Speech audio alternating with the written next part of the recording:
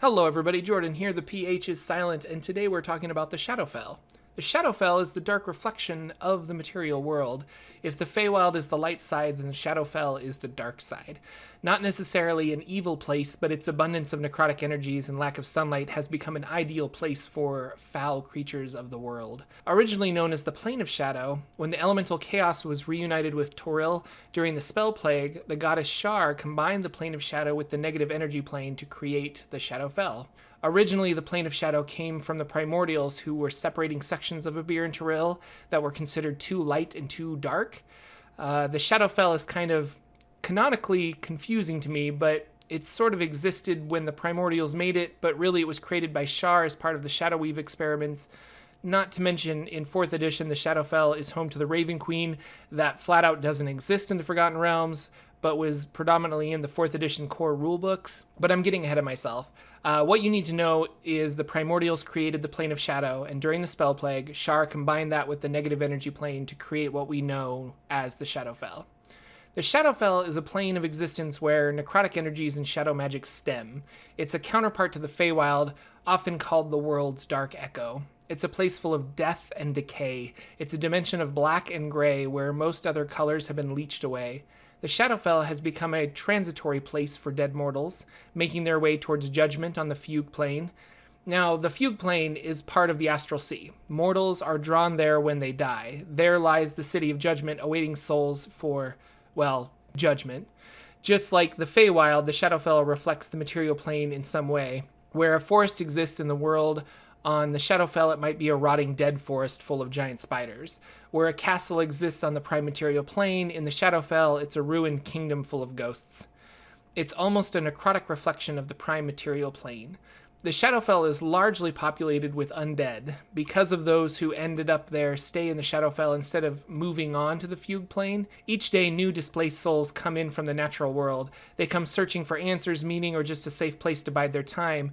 The Shadowfell is not an inherently evil place, but evil creatures are strong and plentiful there. Because let's be honest, most evil creatures avoid their final judgment in the afterlife, clinging to whatever form of existence they can manage, and thus they stay in the Shadowfell. There are areas of the world where the boundary between the Shadowfell and the prime material plane are weaker. These are known as shadow crossings, where creatures are able to walk from one plane to another. A shadow in the corner of a dusty crypt could be a shadow crossing, or an open grave could be a shadow crossing. Good news though, most of these, quote, doorways can be closed with sunlight as they seal themselves up rather than let light shine into the Shadowfell. Often these crossings, as is with the Feywild, are only open during specific events. It might be once a year during the Harvest Festival at midnight when the shadow crossings become thin enough for creatures to pass from one plane to another. Those that live in the Shadowfell seem to have embraced their dismal existence. The Shadowfell affects everybody differently. Each visitor seems to find something that appears grotesque yet disturbing and similar in some way. The Shadowfell also affects the memory and imagination of creatures. It can make it a rather confusing place to traverse. Much like the Greater Fae and their domains, the Shadowfell has domains of dread, isolated pockets within the Shadowfell where a Dark Lord rules. These areas are a reflection of the Dark Lord's mind and mood, and the realm bends to their will. Escaping a domain of dread is tricky and usually requires one to slay the Dark Lord or break a curse. The D&D inventor Ravenloft is considered part of the Shadowfell and is one of these dark domains. A remote corner of the Shadowfell, more or less considered its own demiplane, but still within the Shadowfell. The Ravenloft demiplane is Barovia, overlooked by Castle Ravenloft and ruled by Count Strahd, the first vampire. Who rules the Shadowfell? I originally thought this would be Shar, since it was more or less her creation, but it seems to be divided out a bit like the Nine Hells, or the Abyss, or like the Feywild. Various greater powers carving out some section of the Shadowfell for their own particular benefit. The power of the Shadowfell specifically drew the attention of the Raven Queen, who took residence there. Now, the Raven Queen is not part of the Forgotten Realms, but she plays heavily into the Shadowfell. She was in the 4th edition Player's Handbook, and since 5th edition was so Forgotten Realms heavy, she wasn't included. Other than an Unearthed Arcana article, I can't find any information about her in 5th edition's Dungeons & Dragons. Still, we know from 4th edition that she was a mortal who ascended to deity status, and she has made a home on the Shadowfell. When researching the Shadowfell, she came up a lot, so I thought I would acknowledge her existence at least. She has the domain of death and seeks to aid those in the afterlife on their journey in the Shadowfell to the Fugue Plane. The city of Neverwinter has a dark reflection in the Shadowfell known as Evernight. Evernight is a city of cracked stone and homes of rotting wood. Its roads are made mostly of trampled grave dust. The sky is corpse gray with a cold breeze that goes to the bone.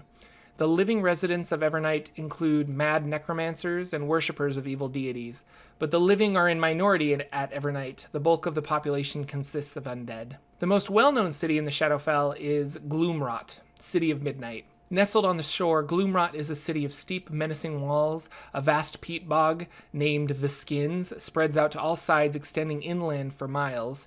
Most visitors to the city come by sea, as the bogs are perilous. A massive black wall encircles the city, and its foundation sinks deep into the moor on land and to the bottom of the shallow waters in the city harbor. Lanterns hang from posts and extend out from the walls to keep bog monsters at bay and ward ships from slimy rocks.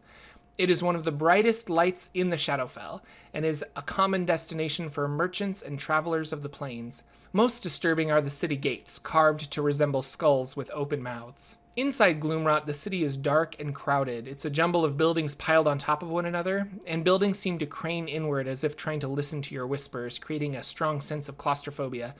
The city's features change and shift as if it were alive. New buildings sprout from seemingly nothing, twisting up, forming new towers, and months later the same spire collapses. Nobody who lives in Gloomrot is sure who or what is behind the changes. The city's population range from humans, dragonborn, elves, and basically the other common races, but also the Shadar Kai, which are humans changed by the negative energy of the Shadowfell. The churches set up in Gloomrot are mainly for evil deities. There is also an institution here known as Tenebrous Cabal, which instructs novices in the art of shadow magic. Shadow magic is strong in the Shadowfell, casting spells using the Shadow Weave under the control of Shar. The Dungeon Master's Guide has some interesting despair rules when traversing the Shadowfell. If your character ever finds themselves in the Shadowfell, it might be fun to roll on this chart. It gives new flaws to characters, or more mechanical things like having daily disadvantage on skill checks. Your PCs can get a real sense of dread. They do not want to be in the Shadowfell any longer than they have to. Unless, of course, you're running an all-vampire campaign in the Shadowfell, which, let's be honest, that would be badass. Thanks for watching, everyone. Did I miss something important? Let me know in the comments below. If you enjoyed this video, give it a like, and think about subscribing. New videos every Wednesday on the Forgotten Realms and D&D lore. And I'll see you all in the next video.